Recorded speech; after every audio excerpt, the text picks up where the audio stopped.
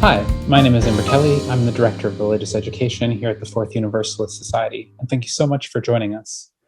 What follows is video from our service on April 18th, 2021, talking about Earth Day and thinking about environmentalism.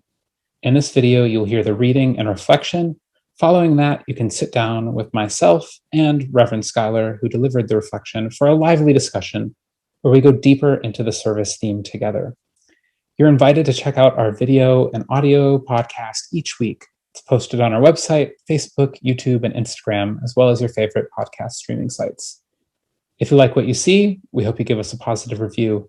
The likes, the shares, the comments, the subscribes, these all help to spread Fourth Universalist media further. Thank you again for watching, and we turn now to our reading.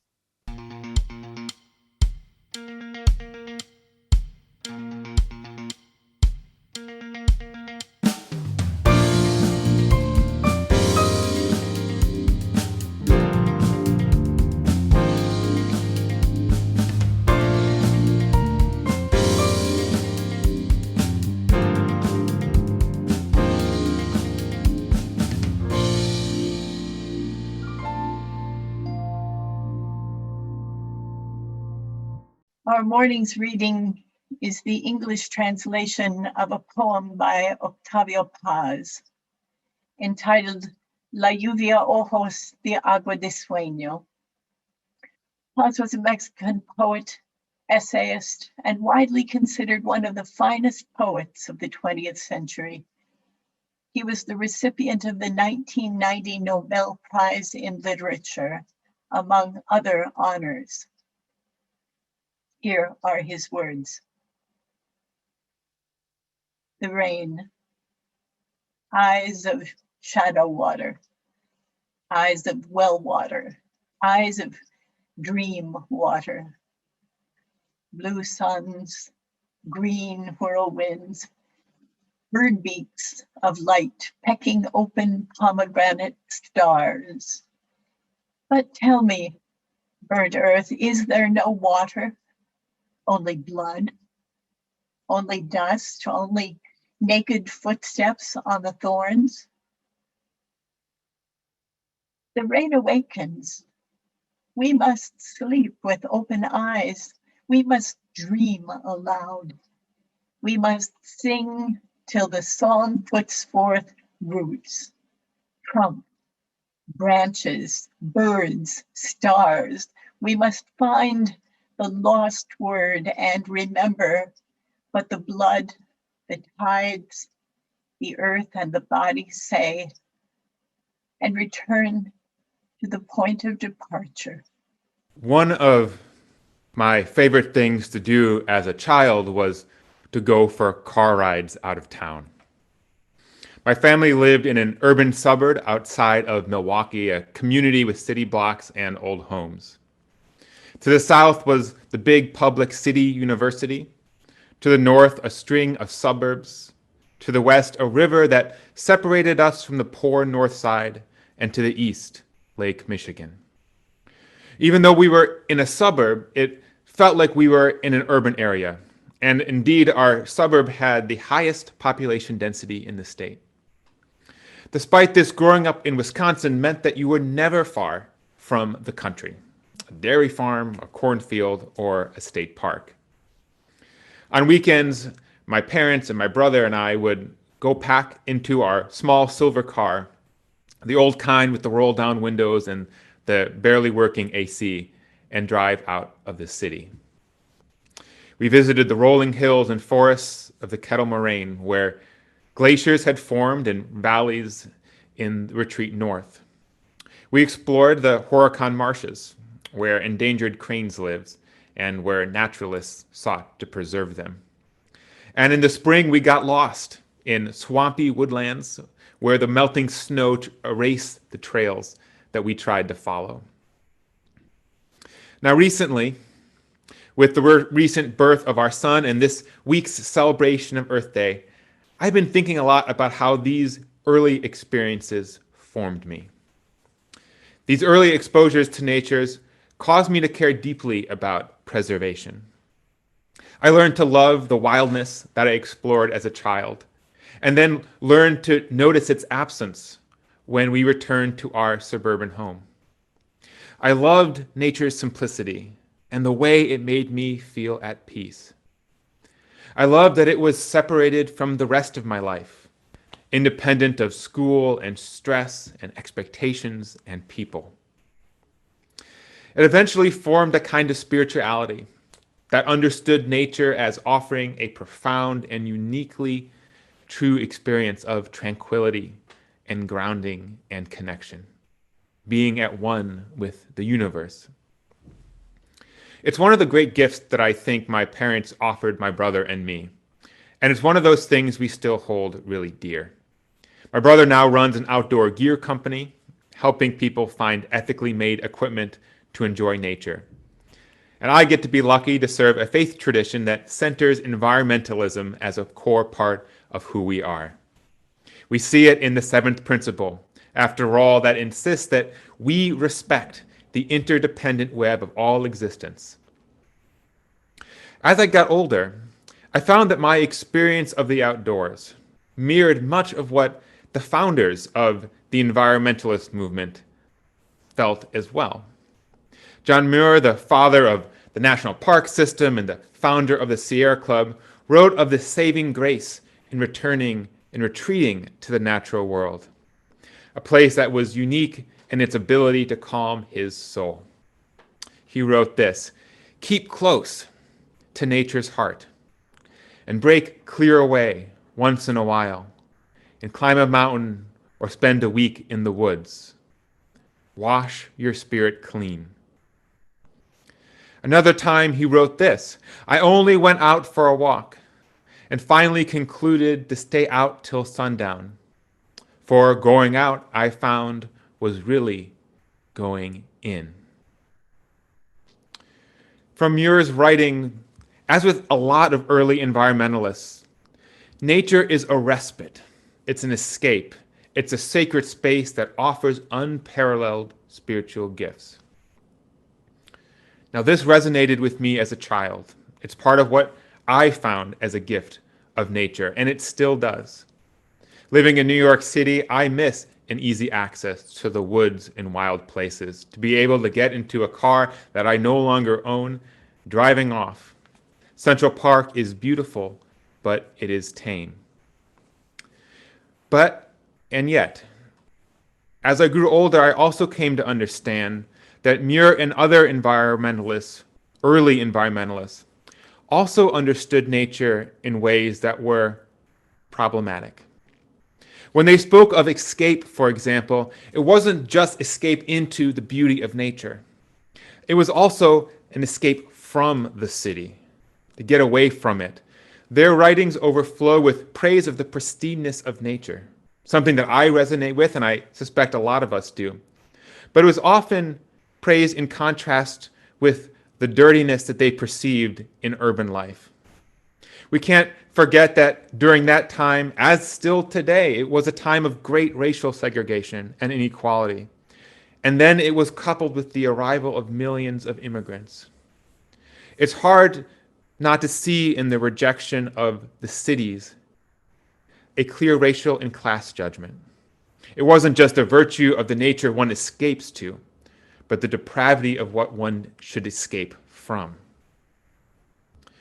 Early environmentalists spoke openly about nature's purity and how it could be disturbed even by the very people living there.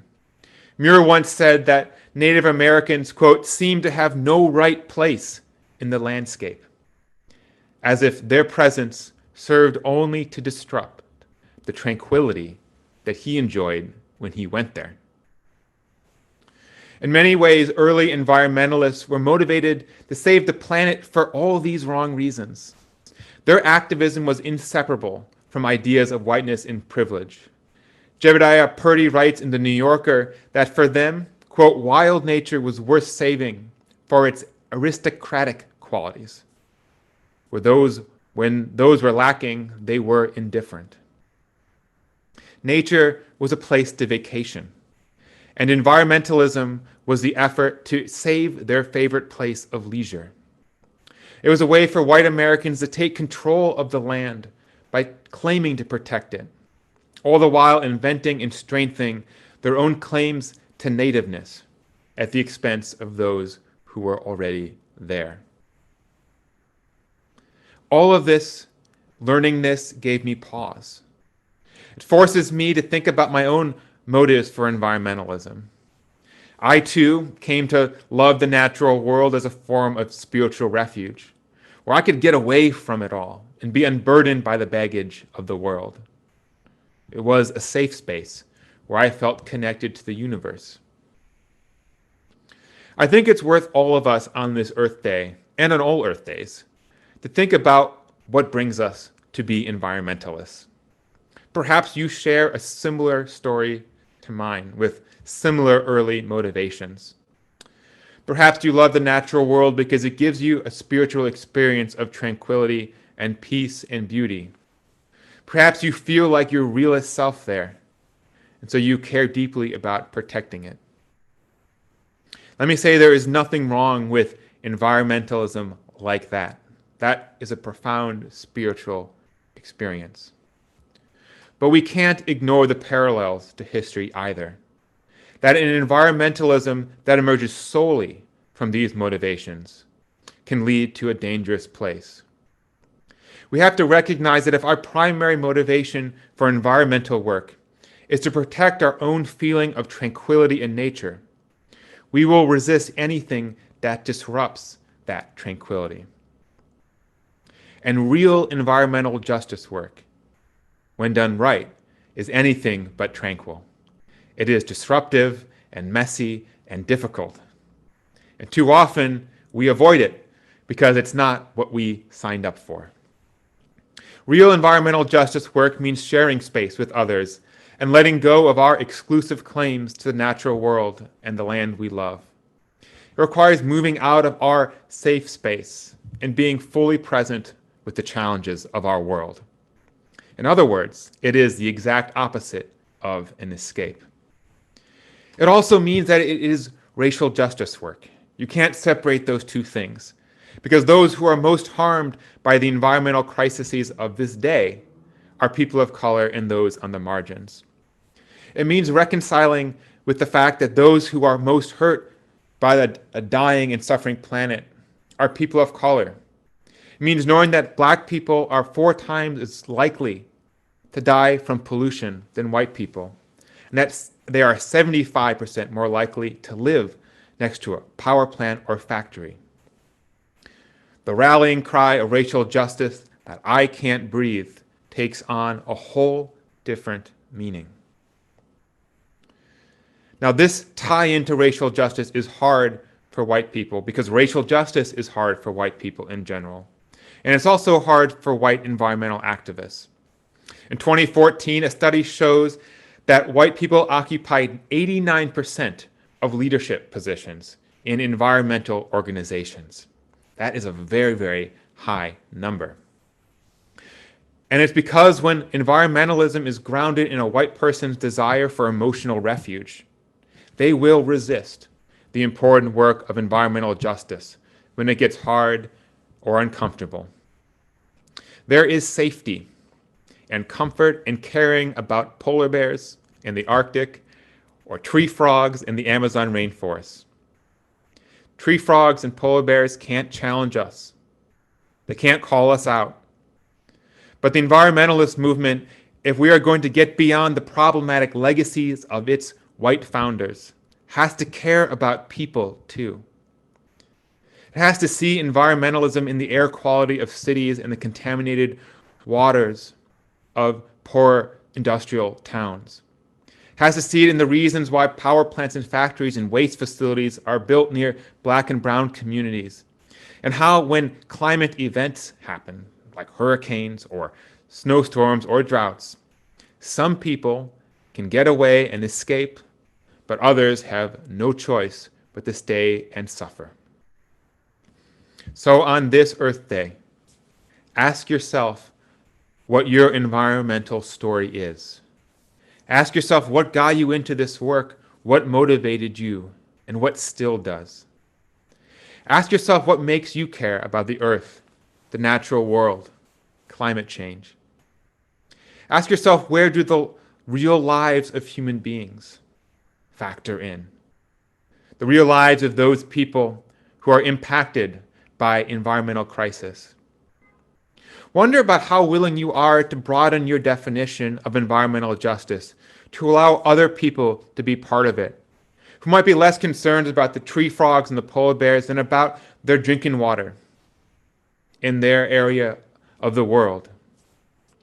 It is okay for nature to be an escape, a spiritual safe space, a connection point between you and the universe.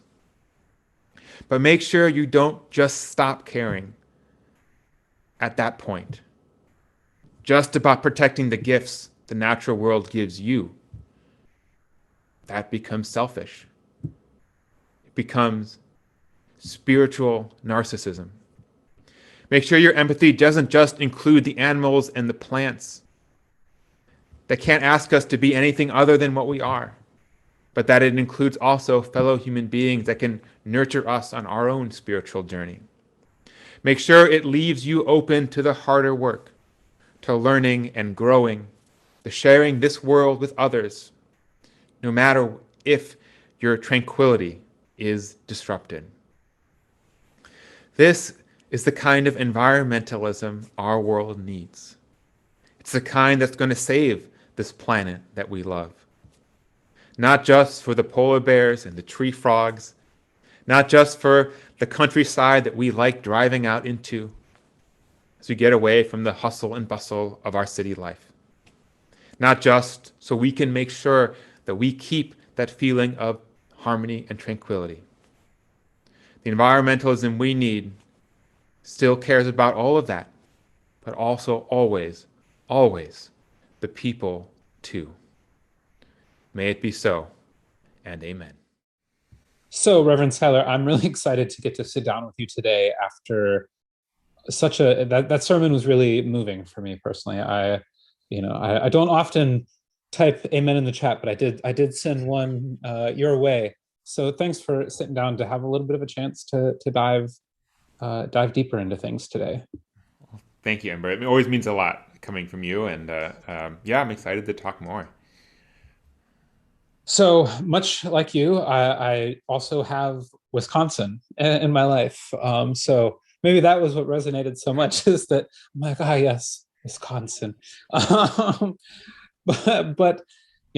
I think that I think you were very spot on in like naming that for a lot of especially white Americans, there is just like this, yes, I want to get away from the busyness and go to my life. And it's a very natural response. Like we live in a world that is very busy. Like I think this is a natural response. I think that I found that interesting, the way that you then connected it to racial dynamics. And I couldn't help but think of the Central Park case from last summer. Gosh, it's been a while now, where someone who is Black was walking around in Central Park and running into issues just merely existing there, and that's just in a very curated place like Central Park. So I'd love to hear maybe a little bit more from you in terms of like thinking about these racial dynamics that sometimes underpin our relationship with nature. Yeah. So I think the key is to look back in the history of the environmental movement and recognize that there is a direct correlation between the idea of preserving the natural areas and seeing them as an escape from what many of these early founders saw as racially charged cities, places that were essentially polluted by working class, poor, Black and brown people. Sometimes indigenous people who actually lived in the land that they were trying to save, and they wanted them gone. And so if we look at the environmental movement as more of an effort to preserve a vacation area, right, and this idea of what is purity and that what is preservation, the environmentalist movement began as an idea to basically clean up these areas and save them from of course, destruction from building and other things, and farming and stuff. But they were also tied to this idea of wanting to get away from racially complex realities that were back in the city. And it's not to say that everyone who enjoys the nature today is doing that same thing, but we have to be thoughtful about our own motivations, and the traps that we can fall into when we, as white people, speaking as for myself, as a white person who loves nature and also loves it for the fact that it's not the city, right? But that there's a lot of a privilege to be able to get away from where you live to go someplace else. That there's a lot of built-in assumptions that we white people often have about what cities are versus what nature is, and often that nature is an exclusion of a racially diverse, often socioeconomically diverse community that the cities represent, and wanting to avoid the human complexity that comes with cities.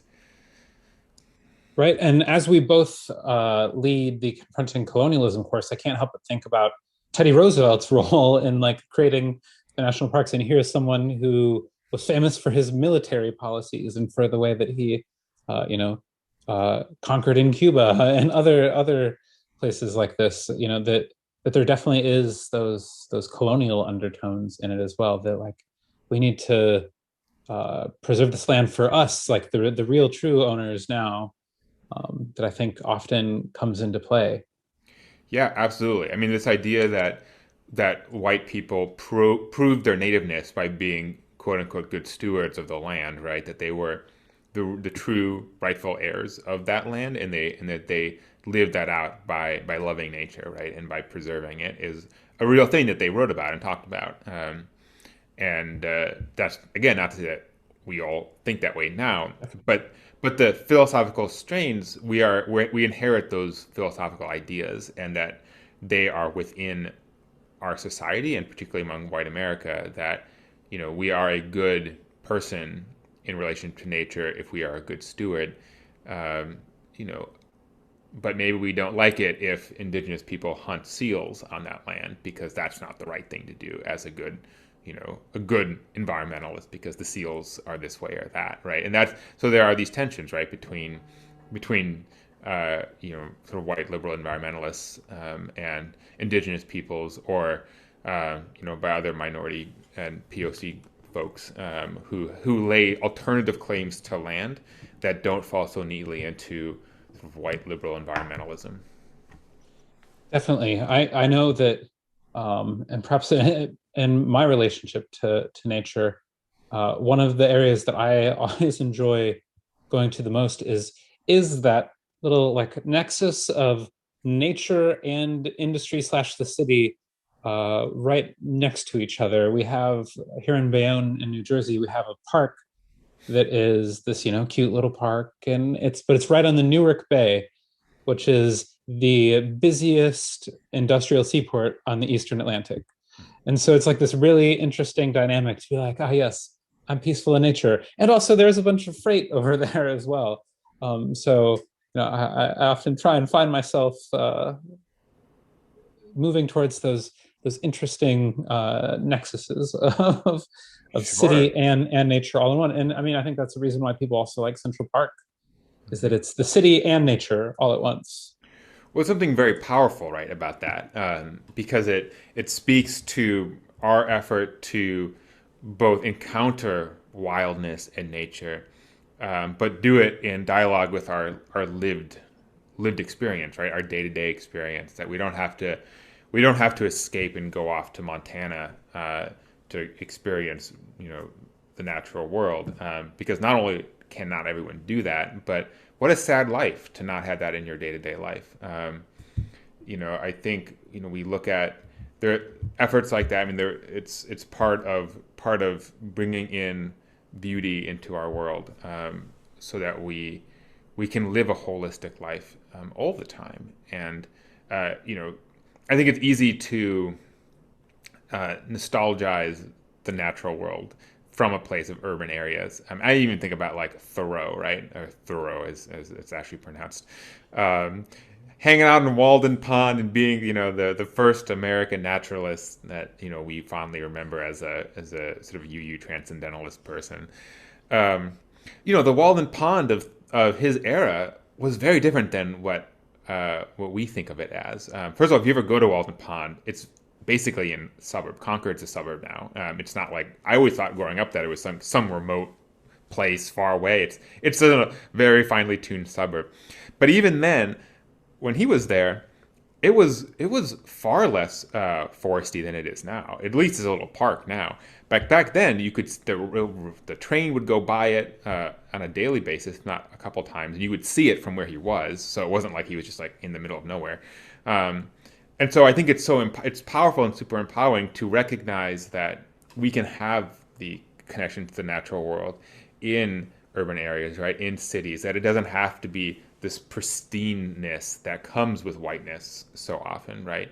That anyone can experience it no matter where they are, and not like thumbing our nose down at, an effort to create an urban garden or to have a little park by a factory. That those are actually quite noble efforts. Not perfect, of course. I mean, I love the wilds of Montana more than I do Central Park, even though I love Central Park for what it is. But we need to be really careful that we don't attach a moral judgment to that or a racial judgment to that. Definitely. Well, and then maybe as kind of a final area to think about, I appreciated how you talked about. I don't know if you used the word intersectional. I'm trying to think if that was actually used, but effectively that our environmental work should be intersectional. That we should be thinking about the fact that nuclear waste is dumped near like reservations, that factories are built near marginalized communities because it's used as a way to put some other claim on the land to not do these things in the nice neighborhoods.